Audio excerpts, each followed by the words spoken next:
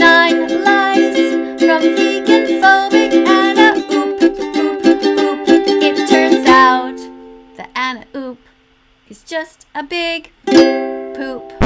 Stop the damn music. So you're telling me that Danielle Cohn has been lying about her sexuality to us this entire time for views and attention?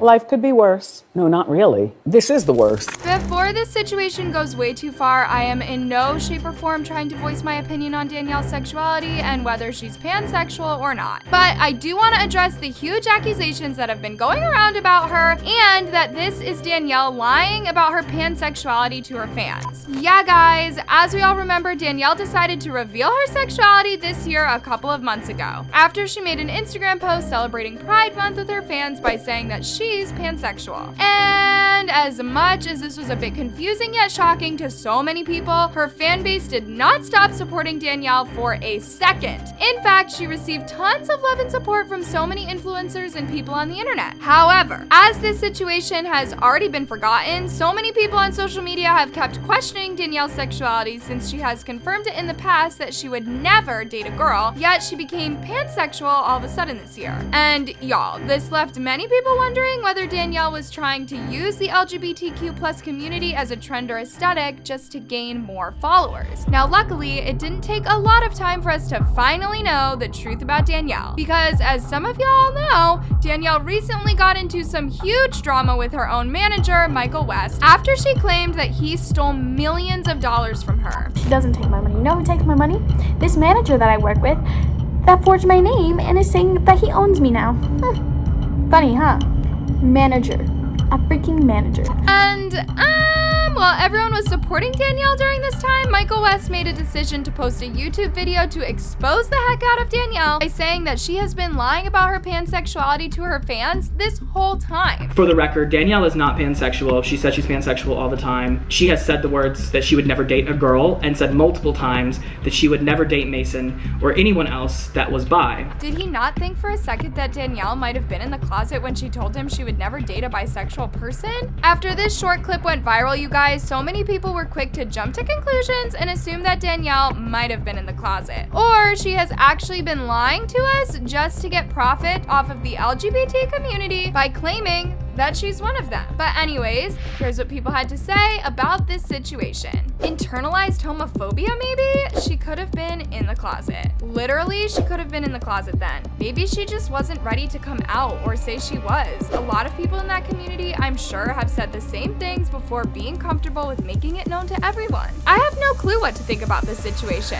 but y'all can let me know in the comments your opinions about it because it's pretty messy and sensitive. But okay, let's leave this situation aside and move on to Noah Beck beefing with Griffin Johnson over Dixie D'Amelio. Again! Ugh, how long has it been? 4 years? And Noah, Griffin, and Dixie are still beefing with each other. It's crazy how it's been years of Dixie D'Amelio, Noah Beck, and Griffin Johnson throwing shade at each other everywhere. And guess what? They're still calling each other out to this day, y'all. As we all know, Noah and Dixie have been struggling a lot with their relationship for a while now. In fact, Noah recently made a decision to keep his relationship with Dixie away from social media after he announced it on Twitter. And to be honest, I feel like this was the best decision Noah has ever made, because we all know how the internet is toxic nowadays and how their fan base love to make assumptions and create unnecessary drama between the two. But about a week ago, you guys, Noah got interviewed to answer a couple of questions about his relationship with Dixie and her ex-boyfriend Griffin Johnson. And y'all, he revealed that he never has really been friends with Griffin, and he used to force himself to stop filming TikTok videos with Dixie when they were friends out of respect to her relationship with Griffin. Take a look at this. Beck says, but he confirms now that he never had a good relationship with Johnson and says that at one point he and Dixie stopped making videos together out of respect to her relationship. Keep in mind, y'all, Noah tried playing it safe by not disrespecting Griffin Johnson at all in his new interview. But of course, Griffin was so butthurt about it to the point where he went on Twitter and started calling out every influencer in LA for being clout chasers and having fake personalities. LA is full of fake people with fake personalities that will do anything to climb to the top. IDK while y'all still act surprised. That's why I moved out of that.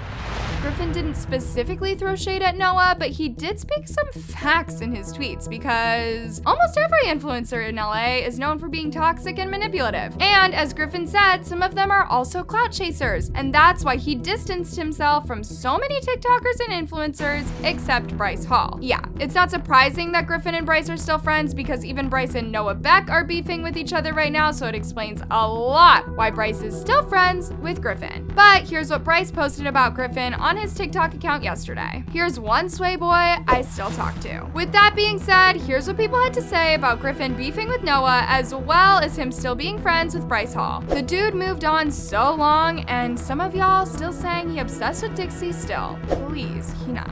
Please, hanging with Griffin isn't a flex. I think it's funny how Noah is the only one that said something about him and he still follows him. This drama is so immature, you guys. But anyways, let's end today's video with a very disturbing topic, and that is James Charles getting dragged for still being obsessed with minors. I don't know if James is setting himself up at this point, or he's trying to play it cool by being messy on Twitter as if he doesn't have grooming accusations towards him. Yeah, it's a pretty messy situation, and I really had high hopes that James would change and try educating himself. But I feel like a lot of people are not giving him any chance, since, well, he recently got called out by tons of people for liking a tweet about minors. In case you guys haven't seen the latest news about James, well, he has been trying his best lately to be active on all his social media accounts. In fact, he also returned to posting YouTube videos like he normally would. But so many people noticed that he hasn't been around many of his TikTok friends such as Dixie and Charli D'Amelio, Lorray, and even Noah Beck. And the weird part about this, you guys, is that there's no beef between James and his TikTok group, because Noah Beck recently defended James in an interview by saying that people who tried to cancel him are close-minded, and James would never be canceled. Now he explains, as much as I want to be open about it, there's not much I can say because people are so close-minded. I haven't spoken with James about it. I haven't been like, yo, did you do it? I'm like, not going to do that. He continues. I'm just like, look, I know you and I know who you are as a person. I know you'll be back soon. It's just a matter of time. You're not canceled. No one ever gets canceled. Yeah, it's really weird, especially when this isn't the first time Noah has said such a good thing about James, because he also claimed months ago that James is innocent and he would bounce back from the drama like he normally does. And if you guys want to know the truth, James got recently attacked by thousands of people after he liked an unexpected tweet about 18-year-olds. Why is every person over the age of like 18 convinced that the only way to have fun is to drink or get high? I know this is definitely a reach, but a lot of people drag the heck out of James on Twitter for liking this tweet, since they believe that the reason why James liked the tweet in the first place was because he prefers the company of minors instead of adults who like getting drunk and getting high. Love how James Charles liked this when it said over the age of 18, like he would actually know what people over 18 do. Anyways, loves, what's your opinion on people coming after James Charles for liking a tweet about 18-year-olds? Make sure to leave all your opinions on today's recap and topics in the comments down below. I love you so much.